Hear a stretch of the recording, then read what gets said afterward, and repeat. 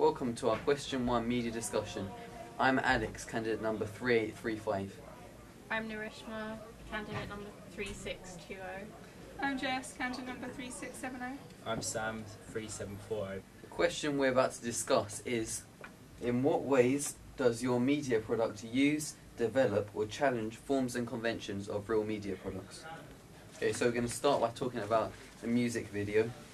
I think I want to start with conventions. I think the most noticeable thing is we've got a big panda after all, and seeing as our artist is a DJ, we sort of made the choice to not feature in her music video because of the fact she's a DJ, and like so we looked at other dance acts for inspiration, didn't we? So like, we looked at Nero and Chase Status and like Daft Punk as well, obviously. So and like we realised they haven't used they don't feature that artist in the video, so we thought, okay, this is a convention of the dance genre, we've got to incorporate this in the thing. And of course this was risky because everyone else was doing lip syncs. We'd practice lip syncs, yeah, especially debut as a debut music video. You've got to make the connection between the artist and the audience, but we were confident we could pull it off, and like so we looked at the Coldplay video and we've seen Coldplay pulled it off, so that sort of encouraged us to do it. On the other side of Sam's point as well, this created an enigma and stimulated activity in the audience to go and search absinthe, which we think made the risk worthwhile. Yeah, because of the lack of artist in the video, then the person had to go and look on the website and find out more about her without like immediately receiving the information. As Sam said, that was risky because people might just not be interested at all, but we felt like because of the inclusion of the panda, people would find some kind of element of entertainment in it and be interested in looking more into absinthe. In terms of inspirations, we were inspired by Spike Jonze, who did a video called by a song called Defunk by Daft Punk, which involved a dog that was dancing.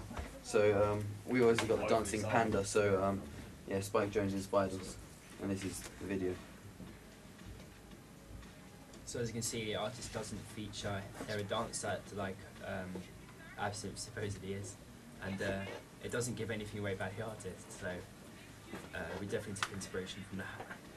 However, we wanted to kind of develop on what they did because theirs didn't really have any sort of pace to it. It was more of just a narrative, and we really wanted to kind of include a more of a performance element, which is where our dance routine came in at the end, rather than just sort of doing a storyline. We had a bit of routine in it as well.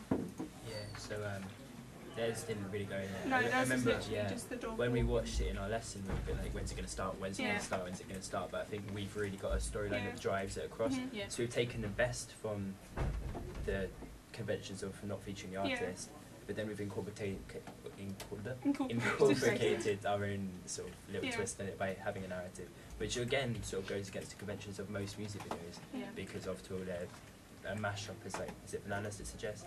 It's just a mashup of different editing styles, not really following a straight narrative, but we sort of break that really and champion that convention. I think that leads us nicely on to analysing the video according to the theorist Carol and Alice.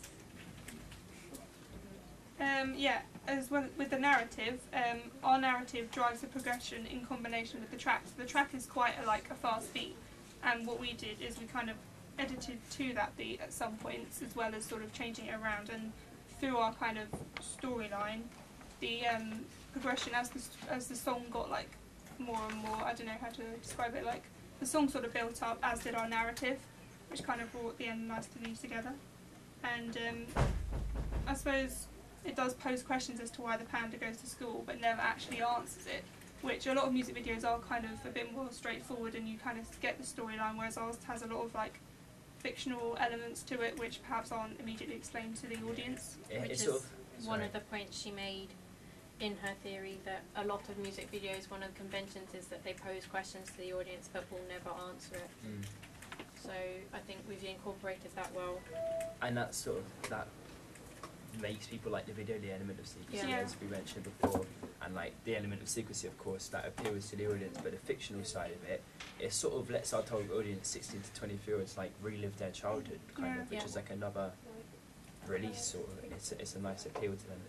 I think that adds to the feel-good factor because they're able to forget about life for that 3 Yeah. minutes. It's just a bit of fun, really. Yeah. It's And not like taking that's, things too yeah, seriously. I mean, and that's completely reflective to dance genre, letting yourself go, having fun, like. We did it in a different way, like not a stereotypical club scene, Yeah. but we still use that element of fun and like letting loose, and we just translated that into Exactly. more of like a feel-good factor.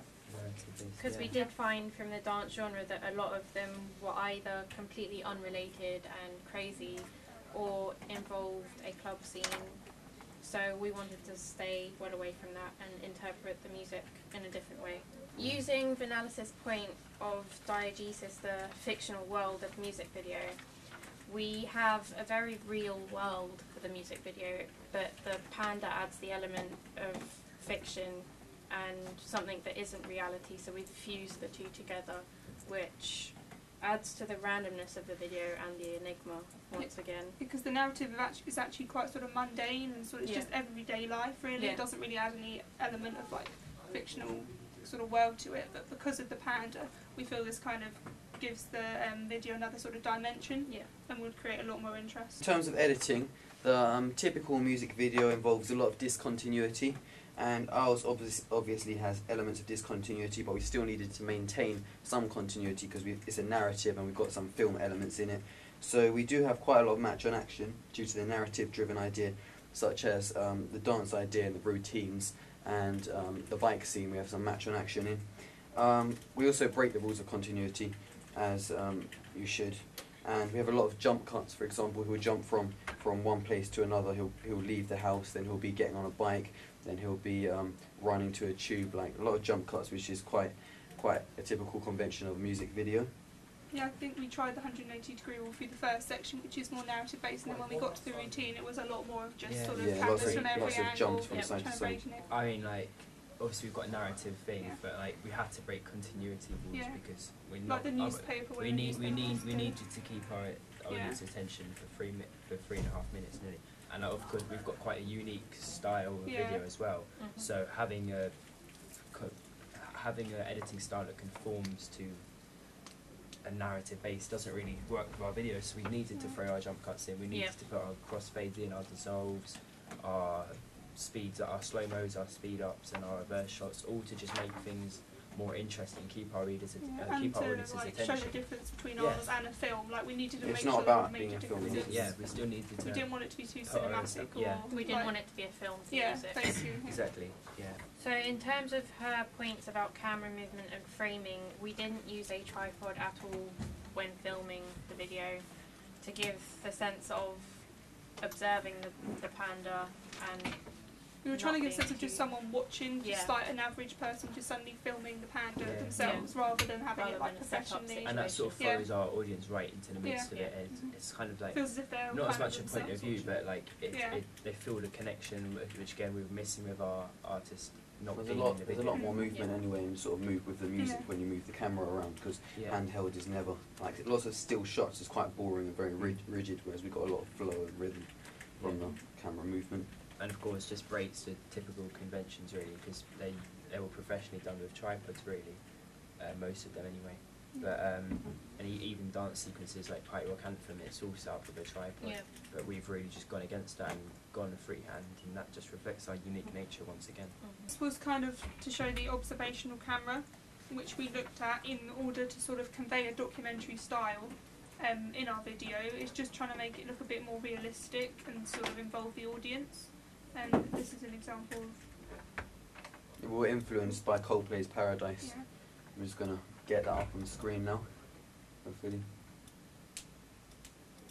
So after coming up with this panda idea with our teachers, we were directed to this video by some of our fellow media students, and they were like, wow, this is perfect for us really, we can take a lot of inspiration from this. it was quite helpful because it was only just released when we started. It was relevant, it was new, and like obviously we're releasing a brand new artist into the music industry in 2011, and Coldplay have been at the top of their game for the last 10 years, and still in 2011 finding new ways of reinventing themselves. And that's what Paradise is, it's a reinvention and it was good to see that Coldplay. Like, it's a reinventing of Coldplay, so like it's sort of the equivalent. A bit more humour as well. And it's on their new album, so it's sort of the equivalent of a debut single in some ways. So that's obviously influenced us with Absinthe. This is the video for Coldplay's Paradise.